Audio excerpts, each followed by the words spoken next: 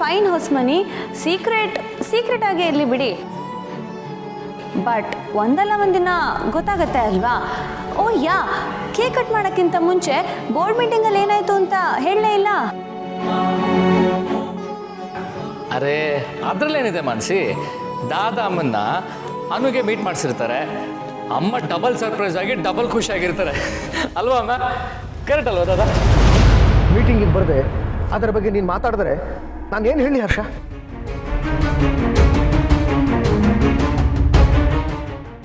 ಆಫೀಸಿನ ಜವಾಬ್ದಾರಿ ಬೇಕು ಅಂತಂದರೆ ಆಫೀಸಿಗೆ ಬರಬೇಕು, ಜವಾಬ್ದಾರಿ ತಗೋಬೇಕು. It's not a joke. ದಾದಾ ಸಾರಿ ದಾದಾ. ಹರ್ಷ, ಅಮ್ಮ ನಾನು ಅಂಥದ್ದು ಏನು ಹೇಳ್ದಮ್ಮ? ಆರ್ಯನ್ ಮನಸ್ಸು ಸರಿ ಇಲ್ಲ. ಅವನಿಗೆ ಸ್ವಲ್ಪ ಹೊತ್ತು ಏಕಾಂತ ಬೇಕು. ಅವನ್ನ ಬಿಟ್ಬಿಡಿ.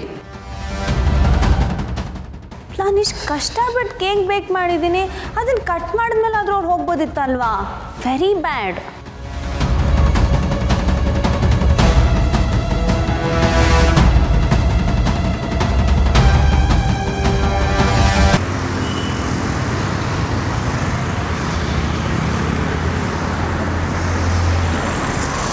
ಹಾಲಲ್ಲಾದರೂ ಹಾಕು ಎಲ್ಲ ಆಗಿದ್ದು ನಿನ್ನಿಂದಾನೆ. ನಾನು ಬೆಳಗ್ಗೆ ಸೀರೆ ಉಟ್ಕೊಂಡು ಹೋಗ್ತೀನಿ ಅಂತ ಹೇಳ್ದೆ ತಾನೆ. ಏನಂದ್ರೆ ನೀನಾಗ ನಿನ್ನೇನು ಹೆಣ್ಣು ನೋಡಕ್ ಬರ್ತಿದಾರ ಅಂತ ಕೇಳಿದೆ. ಏನಾಯ್ತು ಈಗ? ನಾನು ಎಷ್ಟು ನೀಟಾಗಿ ಸೀರೆ ಉಟ್ಕೊಂಡು ಹೋಗ್ತಿದ್ದೆ ಗೊತ್ತಾ ನಿಮಗೆ? ಅಯ್ಯೋ, ಈ ಬಟ್ಟೆಯಿಂದ ಇಷ್ಟೊಂದು ರಾಧಾಂತಾಗುತ್ತೆ ಅಂತ ನನಗೆ ಕನಸ ಬಿದ್ದಿತ್ತು. ನೀನ್ಯಾಕೆ ನನ್ನ ಮೇಲೆ ರೇಗ್ತೀಯಾ? ಅಲ್ಲ ನೀನು ಎಂಥ ಬಟ್ಟೆ ಕೊಟ್ರೆ ಆರ್ ಎಸ್ ಏನಂತೆ? ಅವ್ರೇ ಕಪ್ಸೆಟ್ ಆಗ್ಬೇಕಿತ್ತು. ಚಿಕ್ಕಿ, ನೀನು ಮಾಡರ್ನ್ ಡ್ರೆಸ್ ಹಾಕಿದ್ರೆ ನರ್ಸ್ ಆಗಿ ಹೋದ್ರೆ ಹೇಗಿರುತ್ತೆ? ಇದು ಹಾಗೇನೆ. ಯಾಕೆ ಎಲ್ಲರ ಮೇಲೆ ಕೂಗಾಡ್ತಿದ್ಯಾ? ಅವಳು ಇರೋ ಜಾಗ ಕೊಟ್ಟು ಎಷ್ಟು ಸಹಾಯ ಮಾಡ್ತಿದ್ದಾಳೆ. ಅವಳಿಗೆ ಬಾಯ್ ಮಾಡ್ತೀಯಲ್ಲ ನೀನು? ಅಕ್ಕ, ಚಿಕ್ಕಿ, ನಾನು ನಿಮ್ಗೆ ಹರ್ಟ್ ಮಾಡಬೇಕು ಅಂತ ಈಗೆಲ್ಲ ಹೇಳ್ತೀರಾ ಚಿಕ್ಕಿ? ನನಗೆ ಗೊತ್ತಾಯ್ತು. ನೋಡ ಮತ್ತೆ ಮಾಡೋದೆಲ್ಲ ಮಾಡ್ಬಿಟ್ಟು ಹೆಂಗೆ ಬೇಕಾಗ್ತದೆ ಅಂತ.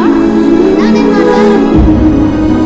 ತೊಂದರೆ ಆಗಿರೋದು ನಾನು ಸೀರೆ ಉಡ್ಬೇಡ ಅಂತ ಹೇಳಿದ್ರಿಂದ ಅಲ್ಲ, ಮೀರಾ ಮೇಡಮ್ ಮಾತು ಹೇಳಿದ್ರಿಂದ. ಅವತ್ತು ನೋಡು, ಚಕ್ಲಿ ಆರ್ಡ್ರ್ ಕೊಡೋದಕ್ಕೆ ಕಳಿಸಿದ್ರು. ನೀನು ಫೈಲ್ನ ತಂದು ಬೇರೆ ಮನೇಲಿ ಇಟ್ಟಿದ್ದೆ. ಮೀರಾ ಮೇಡಮ್ ಮಾತು ಕೇಳಿದ್ರೆ ಸಾಕು, ನಮ್ಮ ಮನೆಗೆ ತೊಂದರೆ ತಪ್ಪಿದ್ದಲ್ಲ.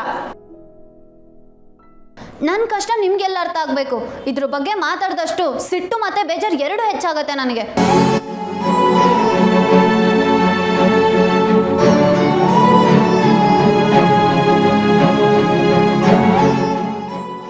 ಅನು, ನಿಮ್ಮ ಅಪ್ಪ ಬರೋ ಟೈಮಲ್ಲಿ ಈ ಥರ ಮಲ್ಕೋಬೇಡ.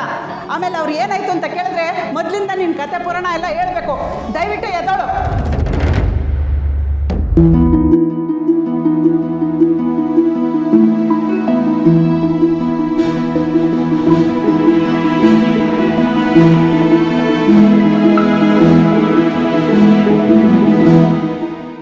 ಎಷ್ಟೋ ಸಲ ನನಗನ್ಸುತ್ತೆ, ಈ ಪ್ರಪಂಚದಲ್ಲಿ ನಾನು ಆರ್ಯ ಸರ್ ಮಾತ್ರ ಇದ್ದಿದ್ರೆ ಎಷ್ಟು ಚೆನ್ನಾಗಿರ್ತಿತ್ತು ಅಂತ.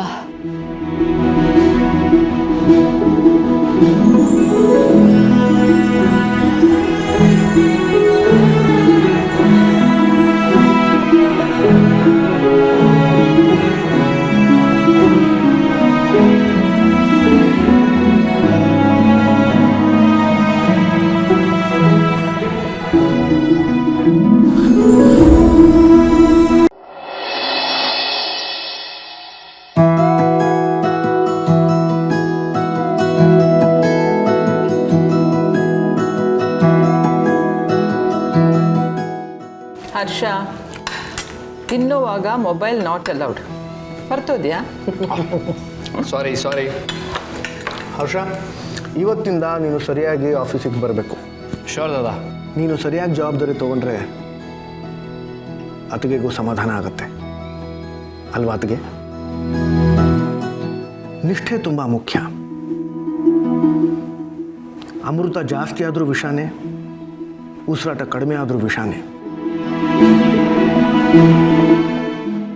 ಯಾವುದು ಎಷ್ಟರ ಅಳತೆಯಲ್ಲಿ ಇರಬೇಕು ಅನ್ನೋದು ನಮಗೆ ಗೊತ್ತಿರಬೇಕು. ನೀನು ಒಂದಿಷ್ಟು ದಿವಸ ಅತಿಯಾಗಿ ಕೆಲಸ ಮಾಡಿ ಆಮೇಲೆ 2 ತಿಂಗಳು ಸುಮ್ಮನೆ ಕೂತ್ಬಿಟ್ರೆ ಪ್ರಯೋಜನ ಇಲ್ಲ. ನಾನು ಹೇಳಿದ್ದು ಅರ್ಥ ಆಗ್ತಿದೆಯಾ? ಎಸ್ ಸದಾ, I got it.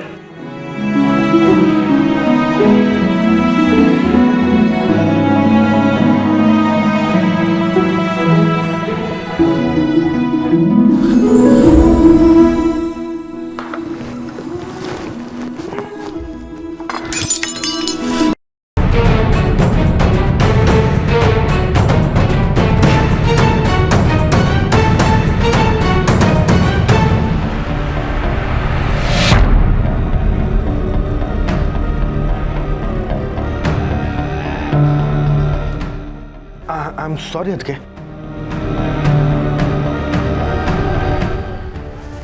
It's okay bro in ಲಾ, ನೀವೇ ಟೆನ್ಷನ್ ತೊಗೊಬೇಡಿ, ಗೋಪಿ ಮಾಡ್ತಾನೆ. ಗೋಪಿ, ಹಾಂ ಅಕ್ಕ. ಸಾಹೇಬ್ರೆ ನೀವು ಬಿಡಿ, ನಾನೇ ಕ್ಲೀನ್ ಮಾಡ್ತೀನಿ. ಅದಕ್ಕೆ ಅಕಸ್ಮಾತಾಗಿ ಕೈ ತಾಕ್ತು. ಐ ಆಮ್ ಸಾರಿ ಅದಕ್ಕೆ, ಕ್ಷಮಿಸಿ. No problem bro in law, ನಿಮ್ಗೆ ಆಫೀಸಿಗೆ ಲೇಟ್ ಆಗ್ತಿದೆ ಅನ್ಸುತ್ತೆ. You please carry on. Gopi ಮಾಡ್ತಾನೆ. ಇದು ಹರ್ಷನ್ಗೆ ನೀವು ಕೊಟ್ಟಿರೋ ಉಡುಗೊರೆ ಅಲ್ವಾ?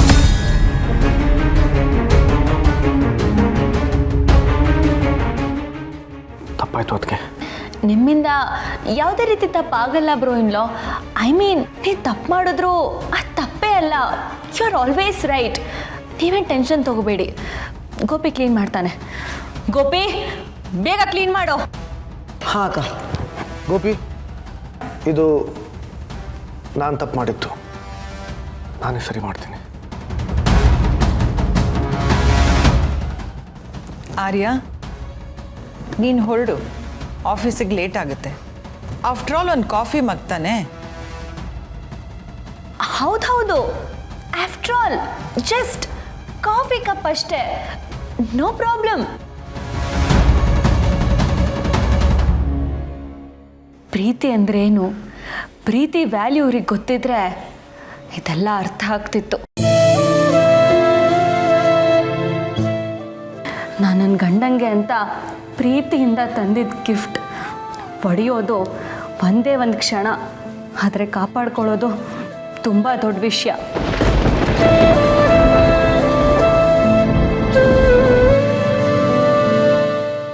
ಬಿಡಿ, ಇದೆಲ್ಲ ನಿಮ್ಗೆ ಅರ್ಥ ಆಗೋಕ್ಕೆ ಸಾಧ್ಯನೇ ಇಲ್ಲ.